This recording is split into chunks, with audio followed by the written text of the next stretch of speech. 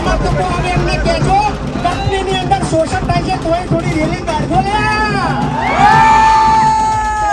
દબંગગીરી, સાચી રાજનીતિ અને એક દમદાર નેતા પાયડી બદલું કે પડી નાહી જાય એવો નહીં. રેશન કાર્ડની અંદર બી બહુ બધા ગફલા છે. મેં આવતા તપાસ કરી. જે બિચારા જરૂરિયાતવાળા છે એમને રેશન કાર્ડની અંદર સુવિધા નથી મળતી, સિક્કો નહીં વાગતો, અનાજ નહીં મળતું. અને અત્યાર સુધી પિક્ચર જોઈએ છે નાયક 3 કલાકની, પણ 3.5 વર્ષ લગી નાયક પિક્ચર જોવો લાઈવની અંદર બજારમાં મેં પછી લાવું ના જોઈએ. ખંભાતના પ્રશ્નો વિશે પણ બોલવું ના જોઈએ, કારણ કે હું બોલું એના કરતાં તમે વધારે માહિતગાર છો. તમને ખબર છે કે ખંભાતની સમસ્યા કઈ છે, એટલે એ વિશે કદાચ મારે કોઈ ચર્ચા કરવાની છે નહીં. ભ્રષ્ટાચાર વિશે નહીં બોલું, રોડ રસ્તા અને સુવિધાઓ વિશે નહીં બોલું, રોજગારીમાં શોષણ વિશે નહીં બોલું, કંપનીઓમાં એમની જે દાદાગીરી છે એના વિશે બી નહીં બોલું, રાજકારણની અંદર જે હેરાનગતિ છે એના વિશે બી નહીં બોલું, બીજા ખોટા કેસમાં ફસાવીને હેરાન કરવાની રાજનીતિ છે એના વિશે બી નહીં બોલું. અને ખાસ તમને બધાને ઉલ્લુ બનાવીને એક ને એક મુદ્દા પર રાજનીતિ કરવાની વાત પર બી નહીં બોલું.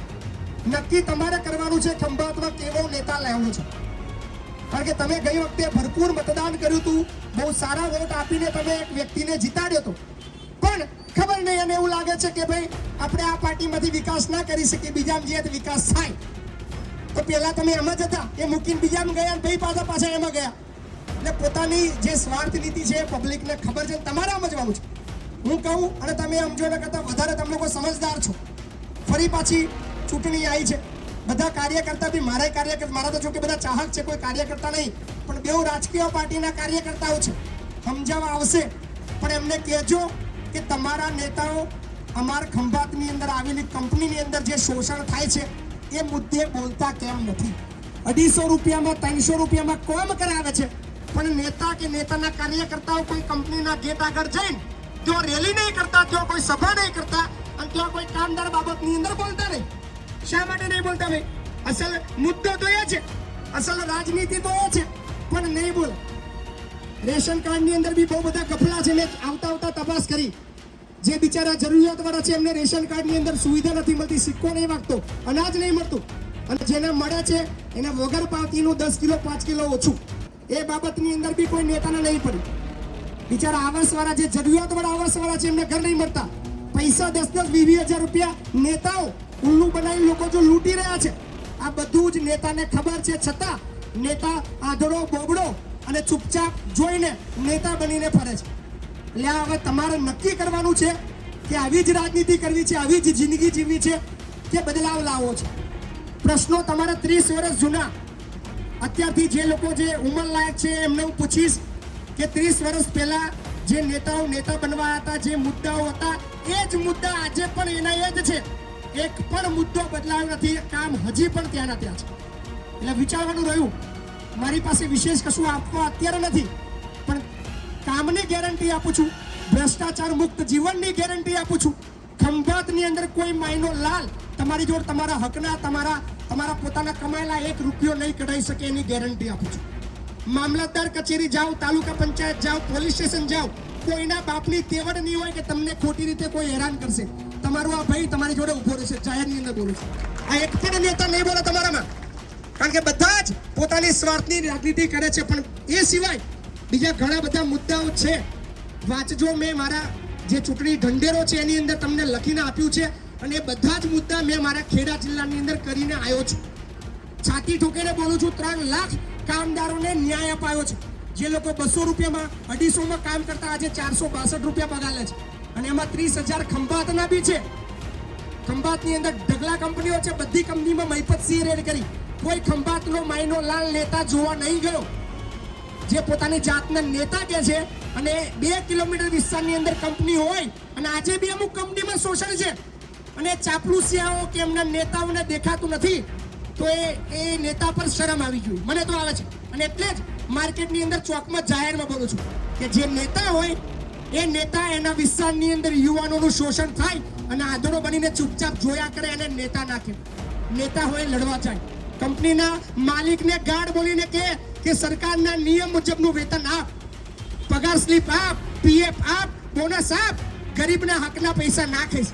પણ આ બધા જ મળીને મલાઈ ખાય છે, લૂંટે છે. પણ હવે વિચારજો કે આવી જ જિંદગી જીવવી છે. બાકી મને લગભગ કશો ફરક નહીં પડે. હું જાહેરમાં બોલીશ. કદાચ બીજા બધા કહેશે કે ભાઈ મને વોટ આલો, મને વોટ આપો. હું ભીખ નહીં માગું તમારી આગળ. તમારી આગળ ભીખ નહીં માગું. વોટ એ ભીખ માગવા જેવી વસ્તુ નથી. તમને લાગે કે નવી રાજનીતિ જોઈ છે તો આ માણસને વોટ આપજો. બાકી લગભગ મારા જીવનમાં કોઈ ફરક નહીં પડે. મારી જિંદગી કદાચ જે ઓળખે છે એમને ખબર છે કઈ જિંદગી જીવું છું. પણ એક ઈચ્છા છે કે ચોરોની હવા કાઢવી છે, ભ્રષ્ટાચારીનો ઉઘાડા કરીને અહીંથી ઢળી લઈ જવા છે. આ તાકાત છે. એક આવી રાજનીતિ બતાવી છે એટલે શોખ છે. હાડાબારી કોઈના બાપાની રાખતા નહીં, કોઈના બાપથી બીતા નહીં. સંવિધાનમાં માનીએ છીએ, કાયદો માનીએ છીએ અને જે કાયદો તોડે છે એને સીધો કરવાની તાકાત રાખીએ છીએ. બરાબર. વ્યવસાયથી વકીલ છું, કાયદો ભણ્યો છું અને જે ખોટું કરે છે એની સામે ખુખાર રીતે સીધો લડું છું. કોર્ટની અંદર આપણે ઓછા જઈએ છીએ પણ બહાર વધારે લડીએ છીએ. એટલે વિચારજો કે આવો દમદાર નેતા પસંદ હોય તો 3 નંબર પાણીનો ગ્લાસ નિશાન છે. યોગ્ય લાગે તો વોટ આપીને જીતાડજો. 3.5 વર્ષ તમે અત્યાર સુધી પિક્ચર જોઈએ છે નાયક 3 કલાકની, પણ 3.5 વર્ષ લગી નાયક પિક્ચર જોવો લાઈવ ની અંદર બજારમાં મય પછી લાવજો. દર અડધો કલાકે તમને તમારા ફોનની અંદર ખબર પડશે કે તમારો ધારાસભ્ય પેલાના ભૂકા બોલાઈ રહ્યો છે, પેલા ચોરની હવા કાઢી રહ્યો છે, કોઈ ખોટું કરવા વાળાને રોકી રહ્યો છે, ગરીબને એનો હક અપાઈ રહ્યો છે. દર અડધો કલાકે તમને જોવા મળશે. એટલે ખાસ અપીલ છે કે મહિપતસિંહને જીતાડવાની ઈચ્છા થાય તો ચોક્કસથી મતદાન કરાવજો. મહિપતસિંહ જીતાડજો. ભૂક્કા બોલાઈને કામ કરીશું. ભૂક્કા બોલાઈને કેટલા બોલાઈને? ભૂક્કા બોલાઈને. એક ચોરનો માયનો લાલ કોઈ ભ્રષ્ટાચારી માર્કેટની અંદર નહીં દેખાય લખી રાખજો. આવું એક પણ નહીં બોલે તમને, એક પણ મુદ્દાની વાત નહીં કરે. એટલે ખાસ અપીલ કરું છું કે મોકો જોરદાર છે, મોકા પર ચોકા મારજો. પાર્ટી બદલુના ના આવતા નહીં તો ફરી પાછી વડાભાઈ ચૂંટણી આવશે. ખાસ અને મજા એ આવવાની છે કે ગયા વર્ષે જેના ગાળો બોલતા હતા એના આતર પ્રચાર કરવાનો. આવ એક વર્ષની અંદર એવું કયું મશીન આવી ગયું કે વ્હાઈટ કલર થઈ ગયા. એટલે વિચારજો. પોતાની સ્વાર્થનીતિ છે, રાજનીતિ નથી. એને ઓળખજો. બહુ મજા કરવાની છે, બહુ આગળ વધવાનું છે. ખંભાતના પ્રશ્નોને વાચા આપવા માટે મહિપતસિંહ ચૌહાણ તમારી સાથે બેઠા છે. એટલે એમને બી એમનું કામ કરવા દો. એમને બી અધિકાર છે પ્રચારનો. ફરી પાછા વર્ષ પછી ફરી પાછા રાજસ્થાનમાં સરકાર બદલાવાની એટલે ફરી પાછું આવશે. આવું ચિંતા ના કરો. એટલે ખાસ અપીલ કે પાણીનો ગ્લાસ અનુક્રમ નંબર 3 મહિપતસિંહને જીતાડજો. દબંગગીરી, સાચી રાજનીતિ અને એક દમદાર નેતા. પાર્ટી બદલું કે પડી નાહી જાય એવો નહીં. મહિપતસિંહ ચૌહાણ જોઈતો તો વોટ આપજો. ખૂબ ખૂબ આભાર તમારો. મળીશું. અને ખાસ તમારા વોટની સાથે બીજા 10 વોટ નખાવજો. પૈસા દારૂ ચવાણું આપણું નહીં આવવાનું, બીજા બધાનું ધરેન આવવાનું છે. લઈ લેજો. રાજસ્થાનથી ચવાણાના પેકેટો મંગાવ્યા છે, લઈ લેજો ભાઈઓ. કિલોના એક વોટે 10,000 રૂપિયા ભાઈ આપવાના છે, લઈ લેજો. તમારા છે, બીજા કોઈના. બોલો ભારત માતા.